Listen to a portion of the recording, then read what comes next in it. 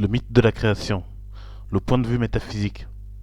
Au sens strict du terme, il n'y a pas de création de l'univers selon la métaphysique, pour la simple et bonne raison que tout ce qui existe a forcément existé et existera de tout temps.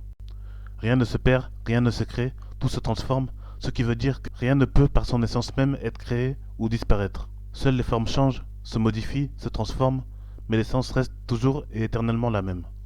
Beaucoup se demandent d'où venons-nous si le monde a existé de tout temps. La réponse est simple. Avant la naissance de la dualité visible-invisible, matériel-immatériel, le monde n'était qu'un. Il contenait donc en son sein les germes d'une infinité de consciences et du monde matériel sous forme de potentialité. Ce monde en gestation a grandi, s'est développé, puis une conscience s'est insufflée en lui, ce qui a provoqué la naissance de l'univers matériel et de toutes les dualités. L'univers, étant seul, ne pouvait prendre conscience de lui-même que dans la dualité.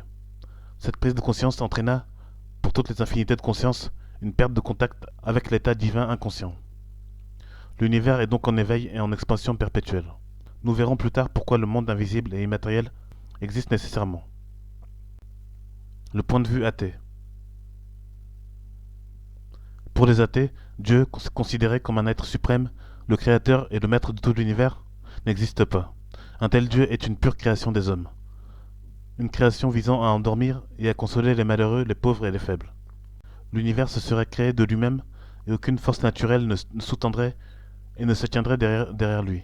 Le monde serait régi par des forces naturelles et tout pourrait être expliqué et prouvé scientifiquement. Pour les athées, si un Dieu existait, on le verrait. Personne n'a vu Dieu.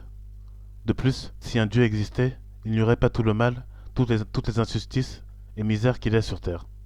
Ce Dieu aurait déjà tout arrêté. Le point de vue des religions.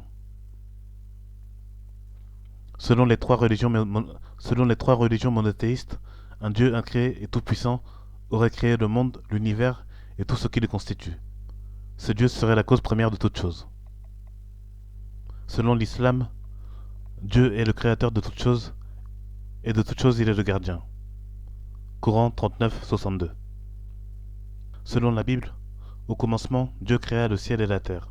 Genèse, chapitre 1. Selon les religions, Dieu créa les deux premiers êtres, Adam et Ève, et les envoya dans un paradis nommé Jardin d'Éden. Il n'y aurait eu qu'une seule interdiction dans cet Éden, qui était de ne pas goûter aux fruits défendus de l'arbre de la connaissance du bien et du mal. Ève, à cause de la tentation, désobéit et goûta aux fruits défendus, ce qui provoqua la chute de l'humanité dans le monde matériel. Le point de vue chinois. Le monde visible, Pangu, serait né de la rencontre du yin et du yang, les deux principes fondamentaux et contraires de l'univers.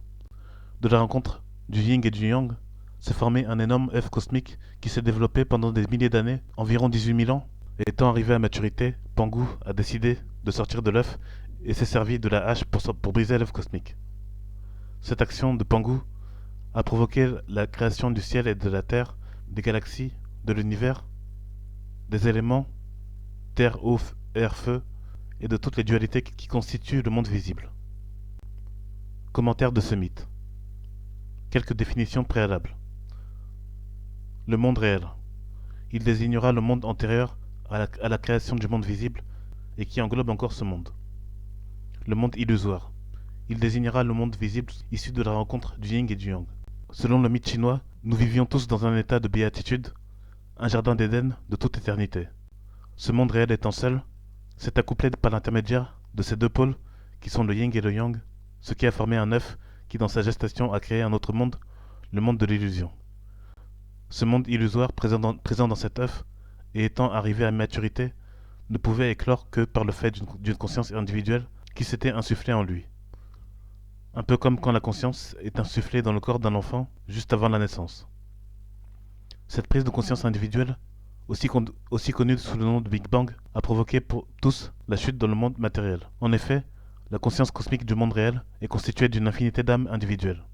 La première âme qui s'est insufflée dans l'œuf cosmique a croqué le fruit défendu de l'arbre de la connaissance illusoire, du bien et du mal, du ciel, de la terre et de toutes les dualités du monde sensible.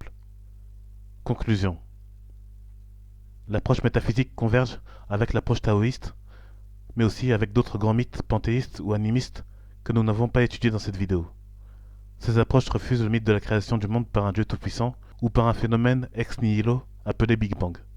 Cependant, il est important de préciser que l'approche métaphysique approuve les mythes de la chute, du jardin d'Éden et de l'arbre de la connaissance du bien et du mal qu'il faut prendre de manière symbolique. Néanmoins, les approches athées et religieuses ne sont globalement pas convenables du point de vue métaphysique, qui est une voie de la connaissance de soi et du monde par la raison et par la logique. On verra dans une prochaine vidéo pourquoi le monde invisible existe nécessairement.